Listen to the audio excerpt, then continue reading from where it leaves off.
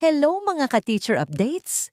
Pag-uusapan natin ngayon ang panawagan ng Teachers Dignity Coalition para sa 15,000 pesos salary increase at kung ano ang ibig sabihin nito para sa atin bilang mga guro. Ayon sa TDC, hindi na raw sapat ang mga pangako. Kahit tumaas ang budget sa edukasyon, kung mababa pa rin ang sahod ng guro, parang kulang pa rin ang solusyon. Matindi ang sinabi ni Sir Benjo Basas, lagi kaming una sa sakripisyo, pero huli sa benepisyo. At kung iisipin mo, may punto naman. Habang tumataas ang presyo ng bilihin, ang sahod ng guro, unti-unti lang ang pagtaas. Kaya ang tanong, sapat ba ang 15,000 pesos increase? At ito pa ang mas interesting. Parehong sina President Ferdinand Marcos Jr. at DepEd Secretary Sonny Angara ay dati nang nagsulong ng salary upgrade para sa mga guro noong sila ay nasa Senado. Kaya ngayon, hinahamon sila ng TDC. Ngayon na nasa kapangyarihan na kayo, bakit hindi pa ito naipapasa?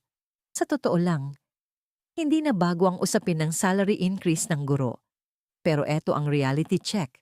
Tumataas ang workload, dumadami ang reports, pero ang sahod, hindi sumasabay sa cost of living. Para sa akin, hindi lang ito tungkol sa pera. Ito ay tungkol sa pagpapahalaga sa guro. Kasi kung ang guro ay laging pagod, baon sa utang, at stressed, paano natin maaasahan ang kalidad ng edukasyon? Pero isa pang tanong, kaya ba ng gobyerno ang 15,000 pesos salary increase across the board?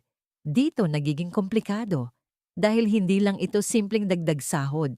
Malaking budget ang kailangan nito. Kaya ang tunay na laban dito ay political will versus budget reality.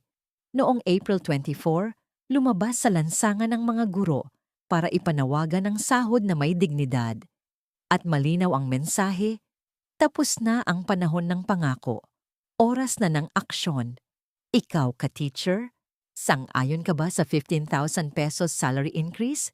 O may ibang solusyon pa na mas makakatulong sa mga guro?